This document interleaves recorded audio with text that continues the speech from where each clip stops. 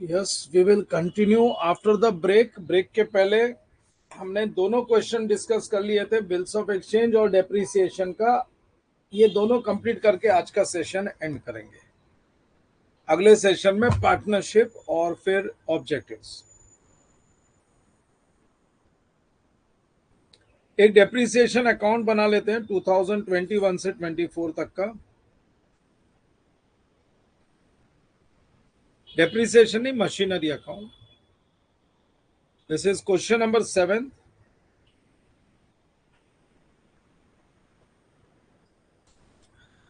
Vedanta library पे बहुत सारा मटेरियल पड़ा हुआ है। सितंबर पुराने आरटीपीस भी है, मॉक टेस्ट पेपर्स भी है, एग्जाम्स के पेपर्स भी सॉल्व करके रिकॉर्डेड लेक्चर्स अपलोड किए हुए हैं। अगर वो सब देख लोगे ना तो एग्जाम्स के लिए बहुत अच्छा प्रिपरेशन हो जाता है, क्योंकि सिलेबस कंप्लीट होने के बाद फुल पेपर सॉल्व करने की आदत होनी चाहिए।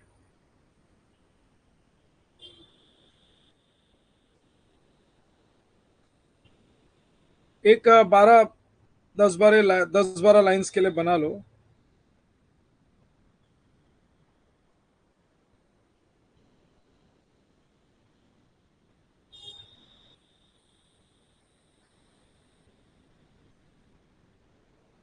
Machinery account.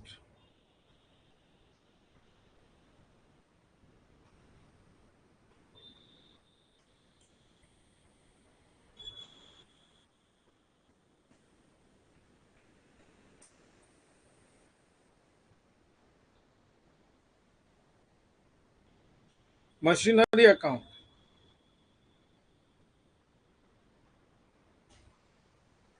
A purchase machinery on 11/21। See, year है ना 21 to 24 है, मतलब जैन टू दिसंबर ईयर है। अगर अप्रैल टू मार्च होता ना तो बोलते थे 21-22 to 23-24, ऐसे बोलते थे। So year Jan to December है। सो 11/21 को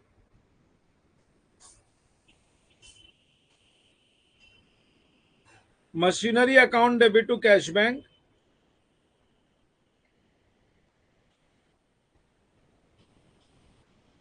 मशीनरी जो परचेज की है वो 194 की है और 6000 इरेक्शन चार्जेस है।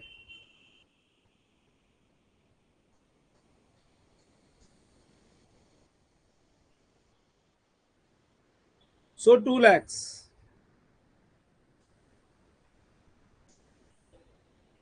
और स्पेंड 6000 ऑन इरेक्शन। फिर वही साल में 1 जुलाई को additional machinery costing 1 lakh was purchased. So 1 July 21 machinery account debit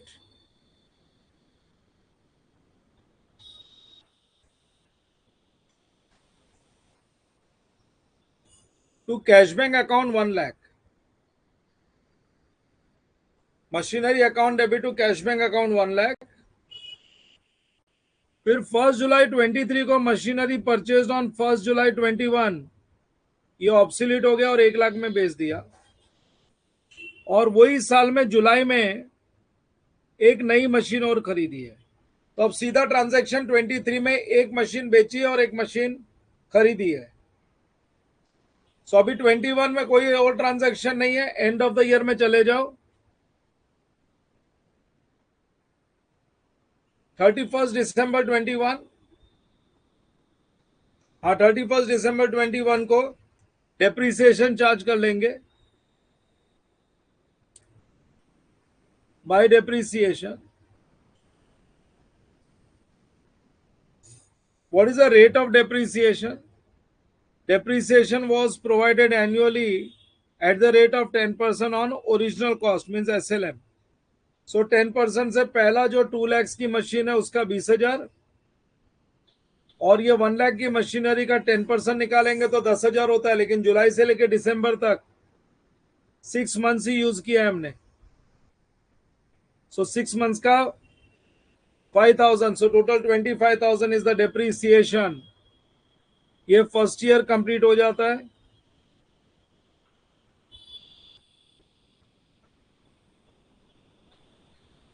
3 lakhs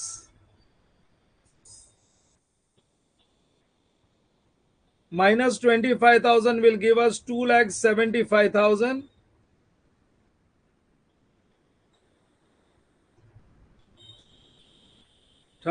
December 21 by balance carried down.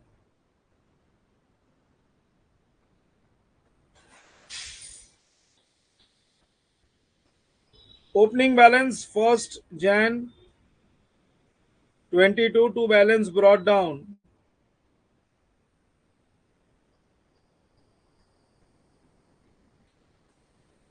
To balance brought down 2,75,000 और सेकेंड ईयर में 22 में कोई ट्रांजैक्शन नहीं है, सीधा क्रेडिट साइड में चले जाओ 31 दिसंबर 22 और ये दोनों मशीन पे आप पूरे साल का डेप्रिसिएशन चार्ज कर लो।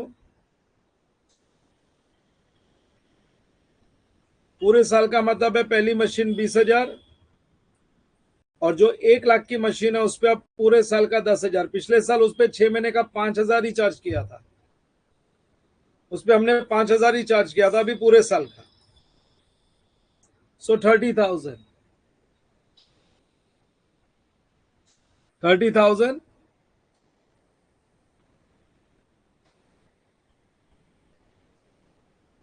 सेकेंड ईयर क्लोज करेंगे 31 दिसंबर 22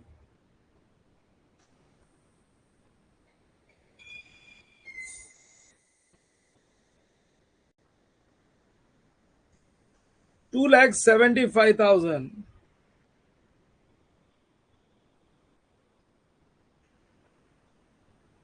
minus 30,000 will give us 2,45,000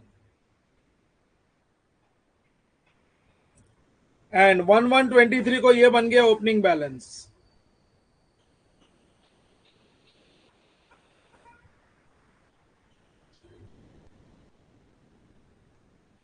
$245। अब ये साल में ना फर्स्ट डेट को ही बिगिनिंग ऑफ द ईयर में ही हमने ये पहली वाली मशीन जो थी ना 2,00,000 की ये बेच दी। ये 2,00,000 की मशीन है ना, देखो 2 बार डेप्रिशिएट हुई है, 20,000 इधर माइनस हुआ है और 20,000 इधर माइनस हुआ है, तो 2,00,000 में से 2 साल में 20,000 निकल के 160 की बची है और ये हमने बेची कितने में वो देख लेते हैं।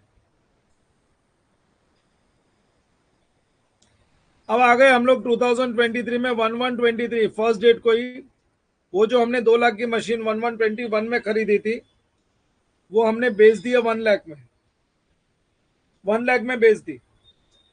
सो 3 एंट्री पास करेंगे। सबसे पहले बेचने की entry 1123 cash bank account debit to machinery. इस पे डेप्रिसिएशन तो आएगा नहीं क्योंकि फर्स्ट डेट को ही बेच रहे हैं हम लोग, सो इस पे कोई डेप्रिसिएशन नहीं आएगा। और ये मशीन कितने की हो गई थी? 2,00,000 में से 20-20, 1,60 की मशीन थी और हमने बेच दिया 1,00,000 में, तो इस पे लॉस हो गया। सो बाय प्रॉफिट एंड लॉस, 1,60,000 की मशीन थी और हमने बेचा 1,00,000 में। 1 मिनट, 160 भी कैसे हुई?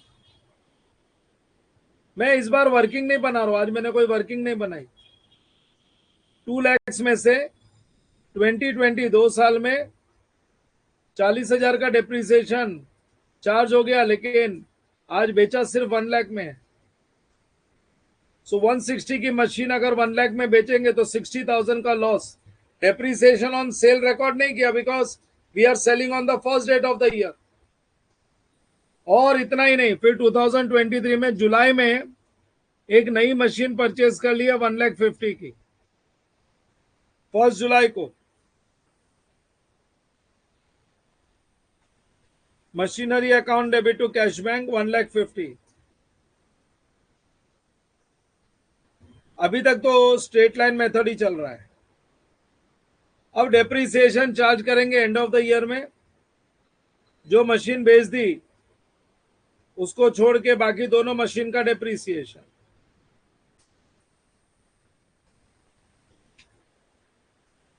अब ये पहली वाली मशीन तो बेच दी, ये तो बेच दी। ये वाली मशीन का डेप्रिसिएशन 1,00,000 की है। 10% SLM ओरिजिनल कॉस्ट के हिसाब से 10% ऑफ 1,00,000 इज 10,000 और अभी एक नई मशीन आई है 1.5 लाख की, लेकिन 6 महीना यूज किया है, तो 1.5 लाख का 10% 15,000 हो गया, और 6 मंथ्स का हो गया 7,500. So 17,500 is the amount of depreciation. 17,500 का depreciation.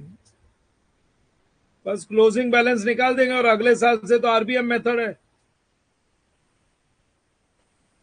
So this is 3,95,000.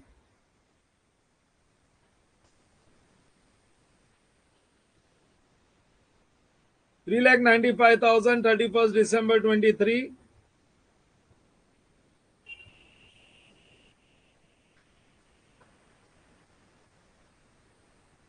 By balance carry down 3,95,000 minus 1 lakh minus 60,000 and minus 17,500. So 2,17,500. This is the closing balance, and अभी 1124 को ये बन जाएगा opening balance.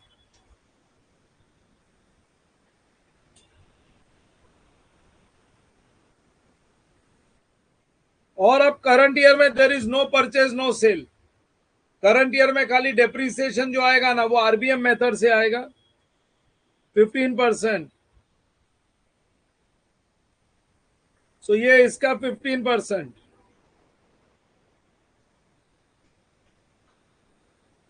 Opening balance bye depreciation.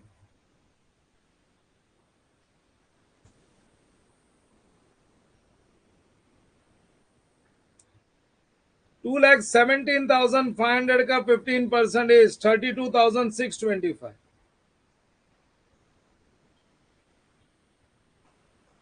32,625.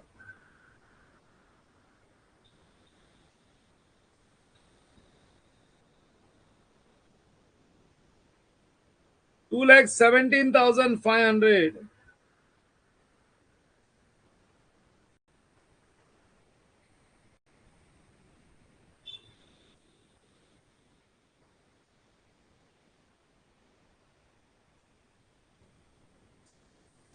$1,84,875. This is the balance.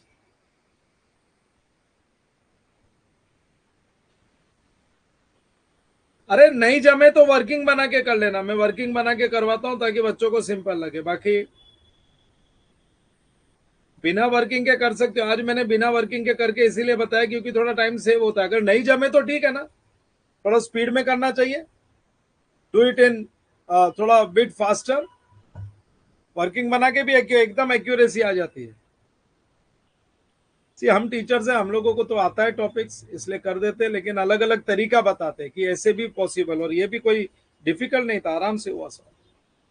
बाकी मैं class में जब करवाता हूँ, अब क्या है, टॉपिक सीखा हुआ है. ये लेक्चर्स वही बच्चे देख रहे हैं जिनको टॉपिक्स आता है, तो उनके साथ मैं ये लिबर्टी ले सकता हूँ. I can take this liberty of doing it directly. But initially जब मैं क्लास में ये टॉपिक इंट्रोड्यूस करता हूँ तो I always prepare a working, और फिर वर्किंग से मैं लेजर बनाता हूँ. चलो ये क्वेश्चन भी हो गया मेरा. अब एक ही क्वेश्चन बचा है, bills of exchange, so that small topics के यूनिट को भी हम कंप्लीट करेंगे. और बिल्स ऑफ एक्सचेंज में जो हमको एंट्रीज पूछी गई है ना, वो in the books of Samarveer drawer seller के बुक्स की एंट्री पूछी हुई है.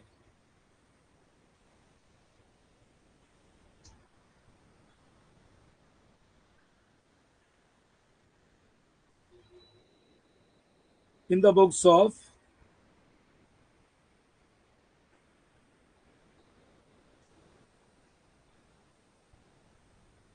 Samarveer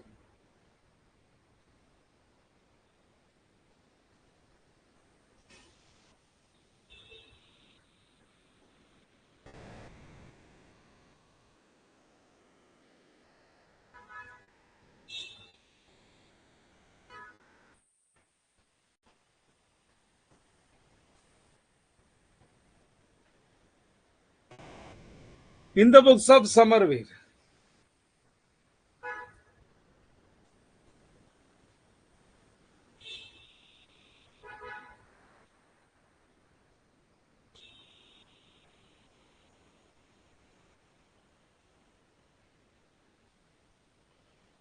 Kabir accepted a bill of 10,000 drawn on him by Samarveer on 1st August for 3 months.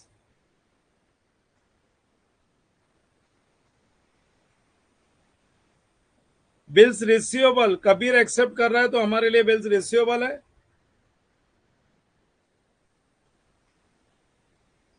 Bills receivable account debit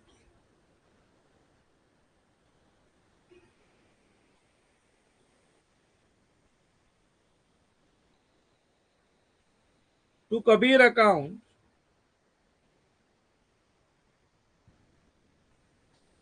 being bill receivable drawn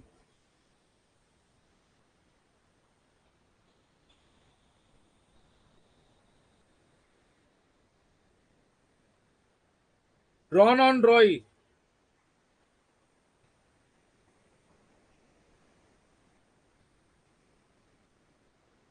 first transaction फिर वो bill को same date को ही discount करा लिया. This was for the amount which Kabir owed to Samarveer. On the same date, Samarveer got the bill discounted for 9,800. So 1st August को ही 1st अगस्त को ये bill discount हो गया और कितने में 9,800 में डिस्काउंट हो गया. So bank account debit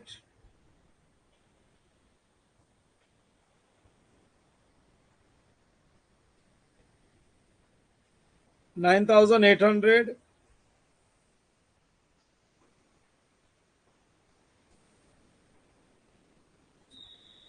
discount account debit 200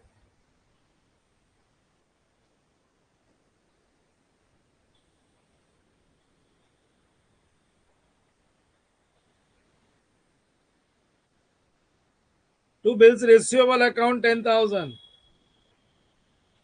being bill receivable discounted with bank.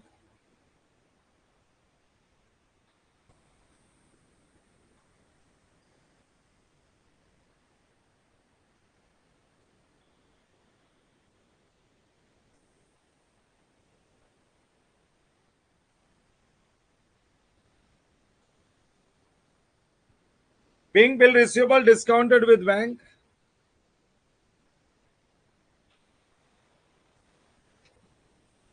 अब क्या हो गया? ऑन द ड्यू डेट का मतलब है 3 मंथ्स अगर काउंट करेंगे तो अगस्त के बाद सितंबर, अक्टूबर, नवंबर 1st के साथ 3 डेज ग्रेस ऐड कर देंगे तो 4th November is the due date. हाँ, 4th नवंबर को अभी रिन्यूअल की बात हो रही है. रिन्यूअल की बात होने का मतलब है पहला बिल हो गया डिसऑनर्ड, पहला बिल डिसऑनर हो गया. डिस्काउंटेड बिल डिसऑनर है तो debtor account debit to bank, debtor से पैसा लेने का है टू बैंक और कोई नोटिंग चार्जेस दिया हुआ नहीं है. सो बिल का ही अमाउंट 10,000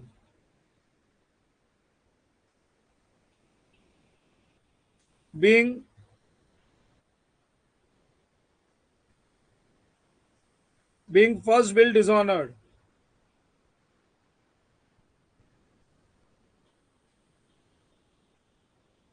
रिन्यूअल की बात कर रहा है, इसका मतलब है पहले वाले बिल का पैसा नहीं देने को तैयार है और उसके बाद इंटरेस्ट की एंट्री आएगी.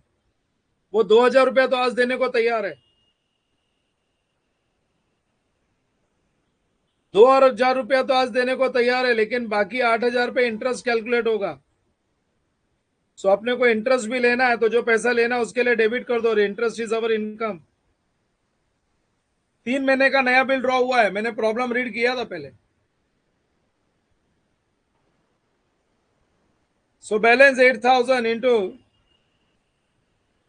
12% for 3 months.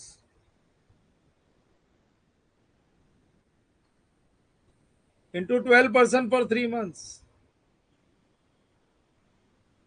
हाँ, 12% for 3 months.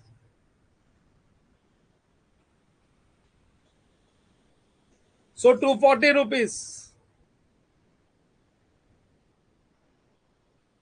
being interest charged on the new bill for extended period.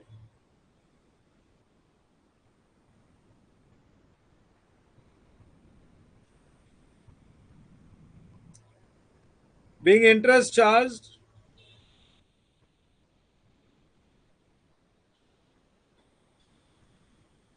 on the new bill for 3 months. और अब ये इंटरेस्ट का 240 और 2000 ये तो मिल गया कैश में, और 8000 का नया bill along with cash. Interest was received. Cash account debit 2240.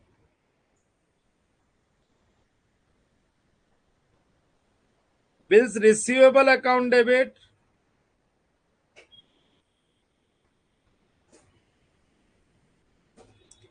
bills receivable account debit 8000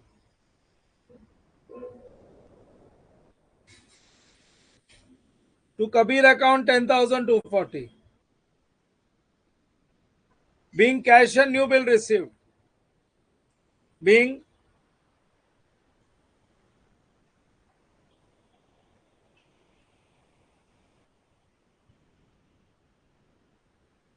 cash and new bill received. लेकिन ये न्यू बिल ऑनर हो ही नहीं पाया, वो इंसॉल्वेंट हो गया. Mister Kabir on the condition that 2000 to be paid immediately along with interest on remaining amount for 3 months. For the balance accepted a new bill. ये सब हम पहले पढ़ चुके थे. These arrangements were carried through, लेकिन 31 दिसंबर को ही इंसॉल्वेंट हो गया और 40% कलेक्ट हुआ, तो अब ड्यू डेट तक जाना ही नहीं है 3 महीने आगे. 31 दिसंबर को सेकेंड बिल डिसऑनर की एंट्री पास कर दोगे. बिल ऑनर होता है तो हम बोलते हैं cash bank to bill receivable, और डिसऑनर हो गया तो Kabir account debit to bills receivable. 8000 का बिल था,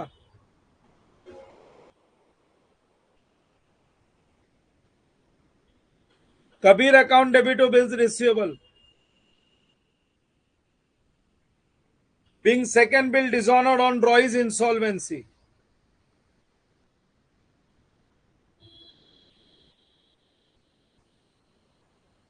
Being second bill dishonored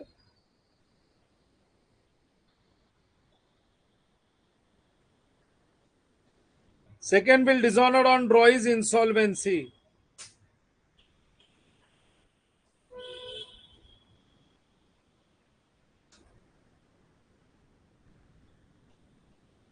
और 40% कलेक्ट हो गया.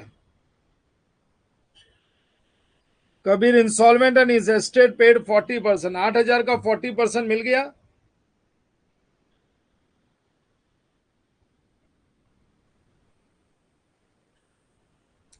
और 60% डूब गया. Cash account debit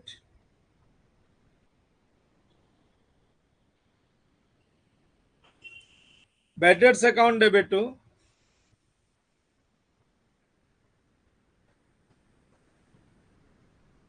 cash account debit bad debts account debit to Kabir account.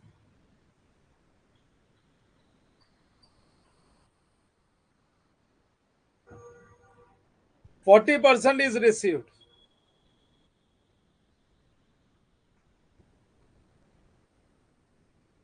$8,000 का 40%, that is 3,200. सो बैलेंस हो गया 4,800.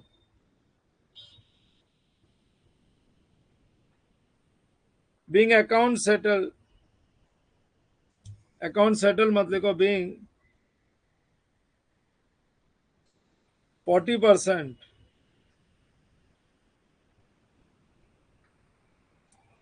collected from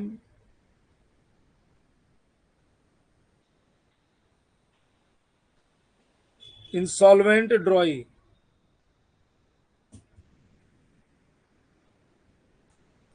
In final settlement.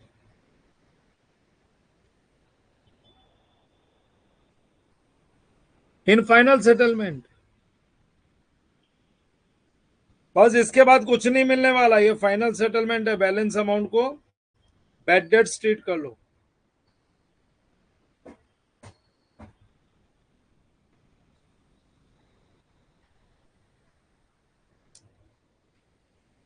So this is all done, complete हो गया। सो और एक यूनिट हम लोग ने कंप्लीट कर लिया। We have completed one more unit. So RTP, मैं आरटीपीज भी ये यूनिट वाइज ही सॉल्व करता हूँ। जिस तरीके से मैं क्लासरूम में टॉपिक्स कवर करता हूँ, वही ऑर्डर में आरटीपीज भी कवर करता हूँ। और एग्जाम्स के क्वेश्चंस भी आएंगे तो वही ऑर्डर में एग्जाम्स के क्वेश्चंस भी करूंगा। अब ये आरटीपी कंप्लीट होने के बाद में मैं पहले 5 पेपर सॉल्व कराऊंगा, फिर उसके बाद में मैं मे की आरटीपी पे जाऊंगा। इसके बाद में मे की आरटीपी करूंगा। मे की आरटीपी मैंने रिकॉर्ड नहीं की, जैन की तो कर रखी है, अपने वेबसाइट पे अपलोडेड है। मे आरटीपी बिजी शेड्यूल था, तभी मैं रिकॉर्ड नहीं कर पाया। बट डेफिनेटली आरटीपीस जितनी भी करो प्रैक्टिस है, एग्जाम के लिए रेलेवेंट है, अच्छी प्रैक्टिस हो जाती है। और कई बार 3 आरटीपीस तो करके जाना ही चाहिए। You should do 3 RTPs. तो ये एक आरटीपी हो जाएगी। अब इसके बाद 5 पेपर सॉल्व करेंगे, और पेपर भी मेरा करने का तरीका वही होगा। I will go unit wise. जब मैं कंपनी अकाउंट्स के टॉपिक्स करूंगा तो मैं कंपनी अकाउंट से करूंगा, और किस तरीके से पेपर सॉल्व करना चाहिए वो सीख जाऊंगा। How to solve a paper, paper को कैसे पिकअप करना चाहिए, how to solve a paper, वो सब लोग सीख जाओगे। चलो that's it. So I will stop today's session here. अभी नेक्स्ट, आज का सेशन मैंने छोटा लिया है। नेक्स्ट सेशन में I will be doing all partnership accounts. अभी अभी जो बचा है ना, वो तो एक तो ये ट्रू और फॉल्स, ये सब बचे हैं। थियरी क्वेश्चन है ये। और मैंने जो थियरी क्वेश्चंस दिए थे 200 मार्क्स के, तुमको 2 पेपर बना के दिए थे 100 मार्क्स के, वो पूरा पढ़ के आ जाना। It will be very easy for you. और मॉड्यूल से भी पढ़ लेना। आप तो अगले क्लास में आने के पहले मॉड्यूल से भी चैप्टर वाइज ट्रू और फॉल्स और थियरी पढ़ लेना। और जो मैंने 200 मार्क्स का 2 पेपर बना के दिया था 100 मार्क्स का, वो भी पढ़ के आना। तो तुमको ऑब्जेक्टिव तो सब थरो हो जाएगा। और जो बच्चे अभी सितंबर में दे रहे, अगर मेरा इंस्ट्रक्शन फॉलो करते तो अपने एग्जाम्स के लिए तैयार हो जाएंगे। ये वीक में 3 डेज अटेंड करने से उनका अकाउंट्स इनडायरेक्टली प्रिपेयर हो जाता है अच्छे से। So, एक तो ये क्वेश्चन नंबर 3 है, कोई जर्नल है, ये सारे ऑब्जेक्टिव्स है, छोटे छोटे क्वेश्चन है। क्वेश्चन नंबर 1 2, क्वेश्चन नंबर 1 2 3, एक तो ये 3 बाकी है, और पार्टनरशिप का एक क्वेश्चन बाकी होगा। क्वेश्चन नंबर 1 2 3, फिर 4 तो हमने कर लिया आज। क्वेश्चन नंबर 5 भी कर लिया, बैंक रिकंसिलेशन। फिर वैल्यूएशन ऑफ इन्वेंटरी 6 भी कर लिया। 7 डेप्रिसिएशन हो गया। 8 बिल्स ऑफ एक्सचेंज हो गया। 9 फाइनल अकाउंट्स, ये प्रीवियस लेक्चर में किया था। फिर ये 10 डॉक्टर नाइक, एनपीओ आज कर दिया। डॉक्टर नाइक के बाद में ये क्या है, सिंगल एंट्री भी हो गया हमारा। अब ये बाकी है क्वेश्चन पार्टनरशिप का, retirement of partner. Question number 12 is pending. ये रिटायरमेंट ऑफ पार्टनर का एक 13 था, death of a partner. Question number 13 था डेथ ऑफ अ पार्टनर का। 1 मिनट रुक जाना जरा। सो एक प्रॉब्लम रिटायरमेंट ऑफ पार्टनर का बाकी है, एक प्रॉब्लम बाकी है डेथ ऑफ अ पार्टनर का। और फिर उसके बाद डेथ ऑफ अ पार्टनर के बाद क्या है, ये कर लिया हम लोग ने। 14 से लेके 14 कर दिया। तो रिटायरमेंट और डेथ, मेन तो यही 2 बाकी है, बाकी तो ऑब्जेक्टिव ही है। क्वेश्चन नंबर 14 15 16 17 ये सब हो गए अपने। और ये थियरी क्वेश्चंस है, short notes. So next class पहले एक रिटायरमेंट और डेथ का प्रॉब्लम सॉल्व करेंगे, फिर क्वेश्चन नंबर 1 2 3 और ये सारे थियरीज पढ़ के आना, क्योंकि थियरीज मैं लिखूंगा नहीं, मैं सीधा इसका सॉल्यूशन से रिफर करवा दूंगा। और आप लोगों की अगर थियरी पढ़ी हुई है, आप लोग पढ़ के आ रहे हो, तो ये सब आपको रिपीटेशन ही होने वाला है। चलो that's it, we will stop this session here. Keep studying, पढ़ते रहो।